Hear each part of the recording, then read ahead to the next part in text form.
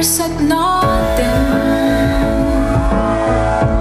Ingen turen til morgen. Nogen taklet når det loven må. Hellig tog sende den trymme. Og say don't tell the family. Det klarer som du til døgnet. En tid med den rundt på en chambre. Hvis en er tørt bærende. Sammen sammen i lovle. Hvor er tråd du inde. Kristus udgjorde en måne. Når tørt bærende.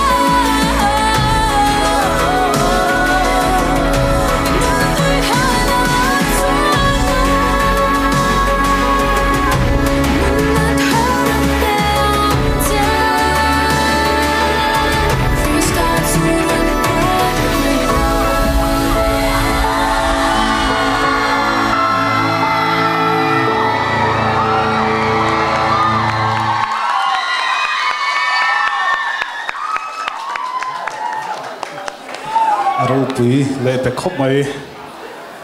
tuna chun just a comment kan ngai thanga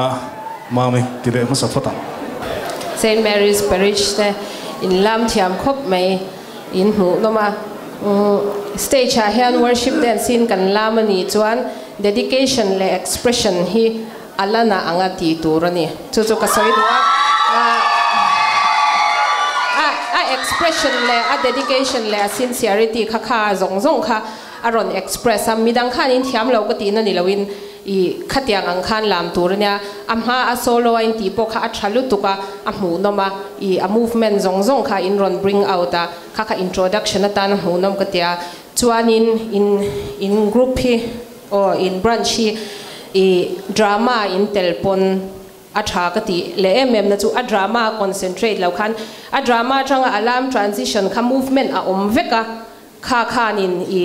a bit tin kha loss lo khan engkim kha continuous in a om veka kha kha in energy kha tha ka tilu tuka arau pui ka tia a hu nom ka tilu tuka a en tu ni ringot pon a ha thla ka alarm tan phei kha chuanin a ha thlak dan tu ma se in fit shim shim kha ka chu in thaya in thiam ka tia chuanin a choreography po arau pui a har sa boka transition step tin kha atama kha kha ti rual har lu tu kani bokani a tempo ang nen chuan kha kha in ti rual thei veka kha kha arau pui ka tia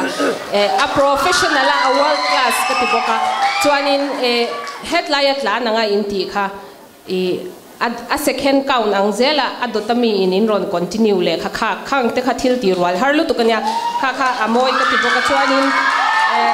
drama facial expression po in ti tha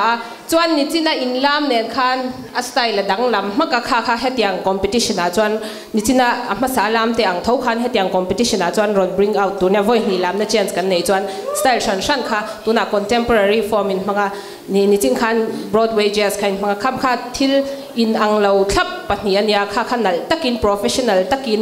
clean takin in ron tia chu a tha ka ti boka in thiama in lam ka lo en khan ka lo mur chuai chuaya ka du tho lo lu tuk zo ka en zom zel kha ka lo cha ka chuan in costume po a tha a concept po a worship a moya ani na turangin in ron express a anal lu tuke ka lo me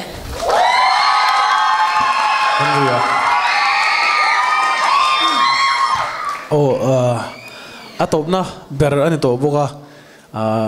ka soi tam de pom lo se thiam do ni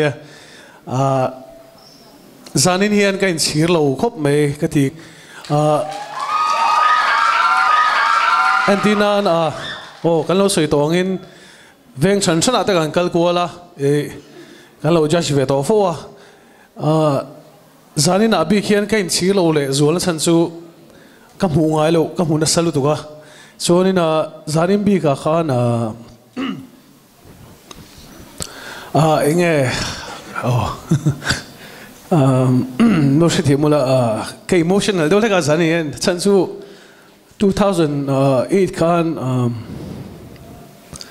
ka thiam pa in o ai no khluma chu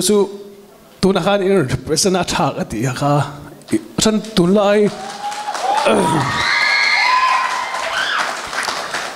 chalai te tun lai har chan na tam tak an hiya depression te mani tha du na te mani nun la du na te ne ha chu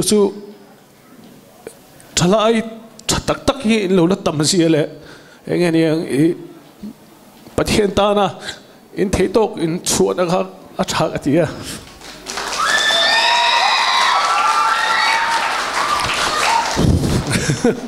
lo si timula miking lo ve kan ni a ma se pathian so kan omang min pom do chu han chuan tu na po har san nei tam po enge ni pathian ni om ni ti kha in represent a faklam zanin na lokling kati ka soi du longa ka chap ngai vak lowa ka thiam pa thi ka chap nung ber ti la adi ko me 2008 to khania zanna khami kha thattak in iron tia avai song zoi na traffic me ti kha kan soi do tongkam ka thiam vak lowa amasa mamine ha lo soi do na next round hian nang do lekin anon lam lenga kan lo thiam ma se thil nang lam de iron tia chonin lambi khan soila engkim om vek khami kha I zanin hian pathian po long vi awang ti kha ka soi du ni a thatop ti kha kan soi du e khlo me soi tom lo me hang ole just the kan lam thiam ta chuma kan lo me pakhat na tunga in rin zok le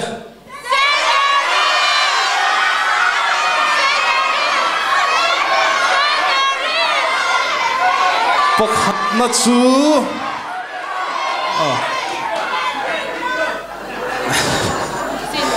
pakhat na chu